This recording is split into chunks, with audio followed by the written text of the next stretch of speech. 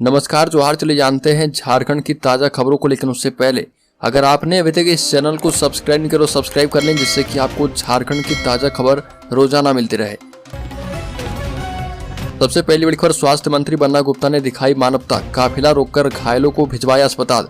झारखंड के स्वास्थ्य मंत्री बन्ना गुप्ता ने मानवता का परिचय दिया और सड़क दुर्घटना में घायल को इलाज करवाने के लिए अस्पताल भिजवाया। दरअसल रांची जिले के बेड़ो थाना के समीप रांची गुमला मुख्य मार्ग से मंत्री बन्ना गुप्ता का काफिला गुजर रहा था। इसी दौरान मंत्री की नजर सड़क किनारे घायलों पर पड़ी।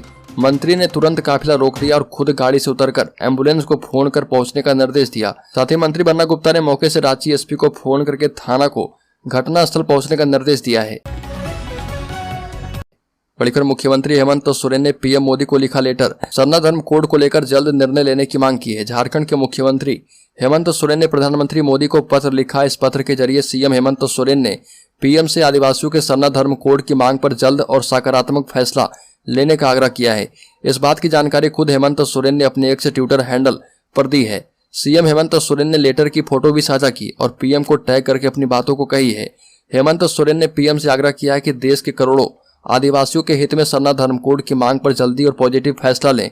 इसके साथ ही हेमंत सोरेन ने पीएम मोदी पर भरोसा जताया और कहा कि वो सरना धर्म कोड का प्रावधान सुनिश्चित करेंगे। हेमंत सोरेन ने कहा कि मैंने पत्र लिखकर माननीय प्रधानमंत्री मोदी जी से देश के करोड़ों आदिवासियों के हित में आदिवासी या सरना धर्म कोड की चिर प्रतीक्षित मांग पर यथाशीघ्र और सकारात्मक निर्णय लेने की कृपा करने का आग्रह किया है। राष्ट्रीय मानवाधिकार आयोग ने राजधानी के तूपुदाना ओपी में विकास कुमार नामक युवक की बेरहमी से हुई पिटाई के मामले में रांची के एसएसपी चंदन सिन्हा से अब तक हुई कार्रवाई की रिपोर्ट मांगी है। आयोग ने एसएसपी को 11 नवंबर तक इस मामले की रिपोर्ट सौंपने का निर्देश दिया। आयोग ने कहा कि तूपुदाना ओपी में विकास कुमार पर 3rd डिग्री टॉर्चर करने का आरोप लगा है। अमानवीय तरीके से उसकी पिटाई हुई है। इस मामले में वर्तमान भाजपा अध्यक्ष बाबूलाल मरांडी ने मुख्यमंत्री और एनएचआरसी को शिकायत पत्र भेजा था।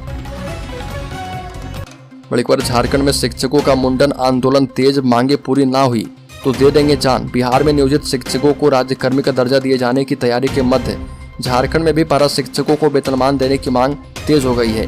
बिहार से जैसे ये बातें झारखंड पहुंची, आंदोलन कर रहे टेट पास पारा शिक्षक झारखंड सरकार पर दबाव बनाने में जुट गए हैं।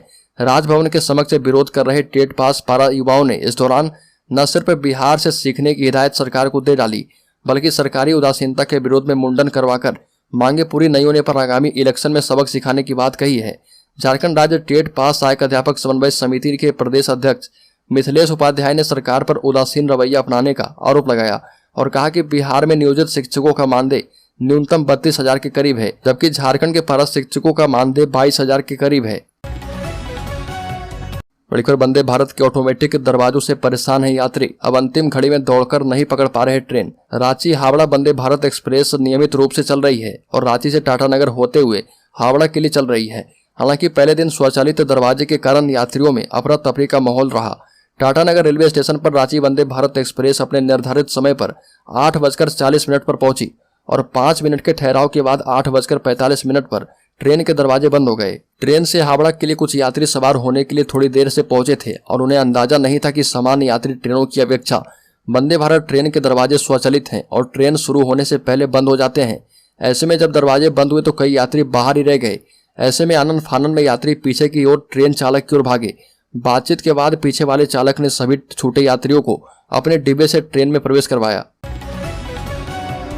बल्कि बीजेपी के आरोपों पर झारखंड मुक्ति मोर्चा का पलटवार, कहा कि पुख्ता सबूत है तो क्यों नहीं करते पीआईएल दायर। भारतीय जनता पार्टी के राष्ट्रीय प्रवक्ता जफर इस्लाम ने रांची में हेमंत सोरेन सरकार पर 77,000 करोड़ रुपए के घोटाले का आरोप लगाया था। झारखंड मुक्ति मोर्चा के नेता ने इस पर पलटवार करते हुए कहा कि जिन जिन घोटाले का जिक्र जफर इस्लाम ने किया है वो सब बीजेपी सरकार के कार्यकाल के हैं।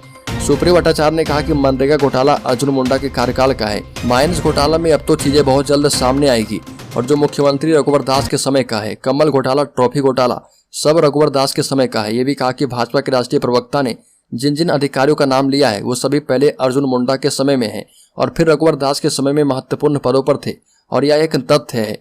झारखंड मुक्ति मोर्चा के नेता ने जफर इस्लाम की तुलना मीर जाफर से करते हुए कहा कि अगर भाजपा के राष्ट्रीय प्रवक्ता के पास इतना फैक्ट एंड फिगर है तो वो कोर्ट जाकर पीआईएल क्यों नहीं कर देते। बड़ी खबर, 67वीं राष्ट्रीय स्कूल खेल प्रतियोगिता में सीएम हेमंत सोरेन के बेटे विश्वजीत झारखंड का करेंगे प्रतिनिधित्व।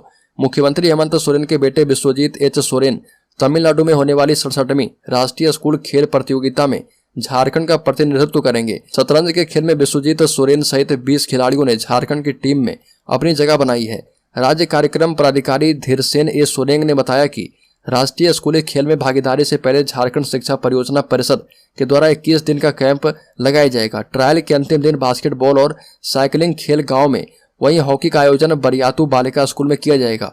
फुटबॉल का ट्रायल संत जॉन्स स्कूल में होगा। ट्रायल के लिए रजिस्ट्रेशन सुबह 6 बजे से 10 बजे तक आयोजन स्थल पर किया जाएगा।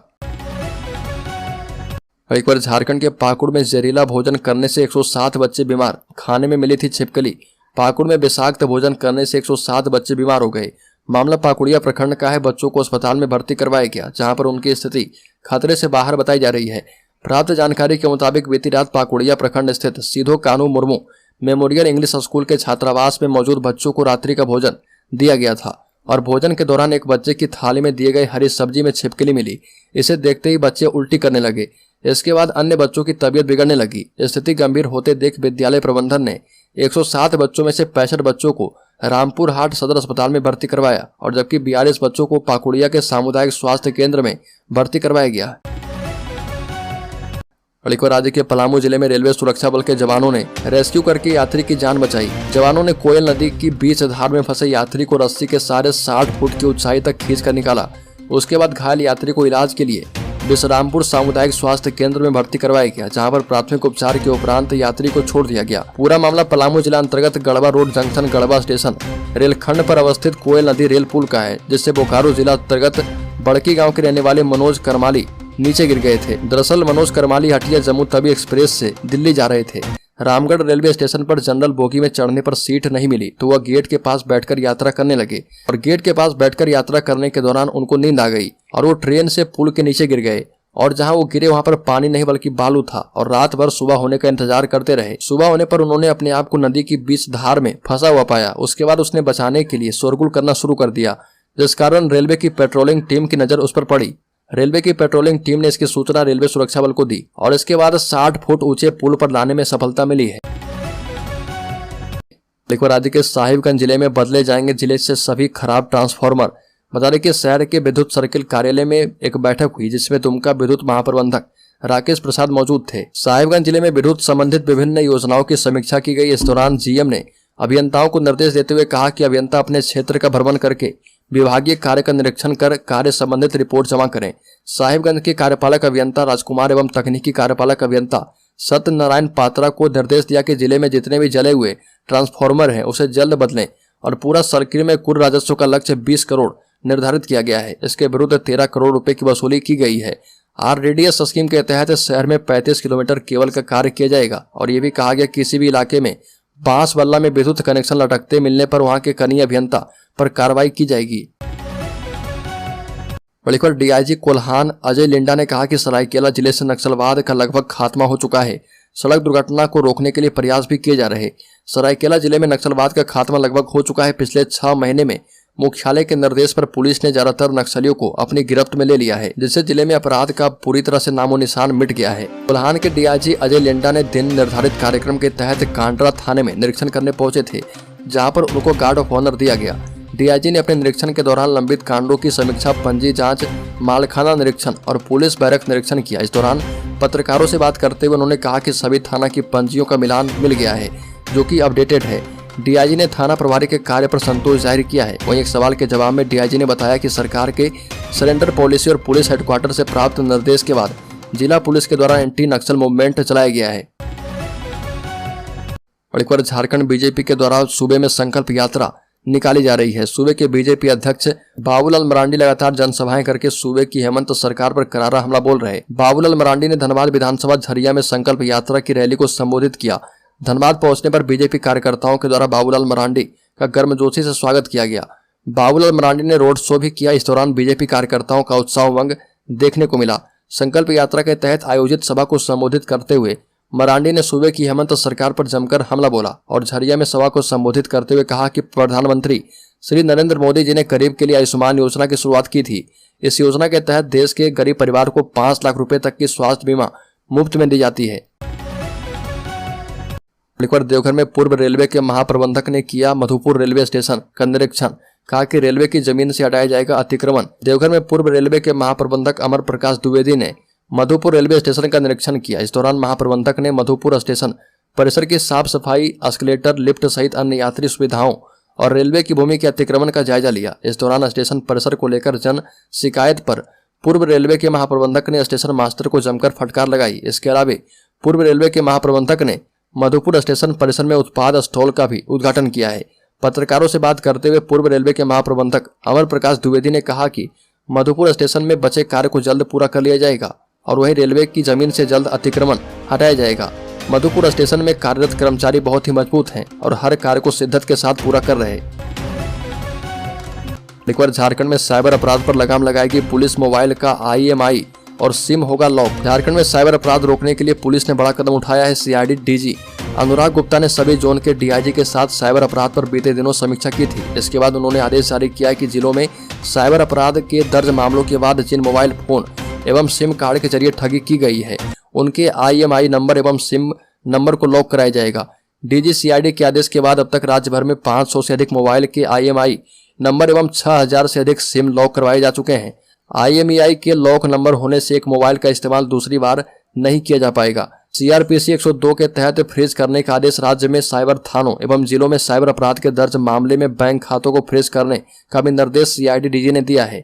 1930 नंबर पर शिकायत के बाद भी खातों में पैसे फ्रीज करने की कार्रवाई की जाती है, लेकिन केस अनुसंधान में आए तथ्य के आधार पर CRPC 102 की शक्तियों का इस्तेमाल करते हुए जमा खाते में पैसा फ्रीज करने का निर्देश दिया गया है। और एक बार चारा घोटाले में और भी बढ़ सकती है लालू यादव की सजा। CBI ने झारखंड हाईकोर्ट में दी है दलील। चारा घोटाला मामले की देवघर कोषागार में लालू यादव की सजा बढ़ाने के लिए दायर CBI की याचिका पर हाईकोर्ट में अब दिसंबर में सुनवाई होगी और सुनवाई के दौरान CBI की ओर से समय देने और इस पर दिसंबर में सुनवाई करने का आग्रह किया है। इस आग्रह को स्वीकार करते हुए जस्टिस R मुखोपाध्याय की अध्यक्षता वाली खंडपीठ ने दिसंबर के दूसरे सप्ताह में सुनवाई निर्धारित कर दी है। CBI ने इस मामले में लालू यादव की सजा की अवधि बढ़ाने का आग्रह हाईकोर्ट से किया है। CBI की ओर से कहा गया कि इस मामले में निचली कोर्ट ने लालू प्रसाद को 3.5 साल की सजा सुनाई है, जबकि एक ही आरोप में इसी मामले के अन्य दोषियों को 7 साल तक की सजा सुनाई गई है। लालू यादव की सजा की अवधि भी बढ़ाई जानी चाहिए।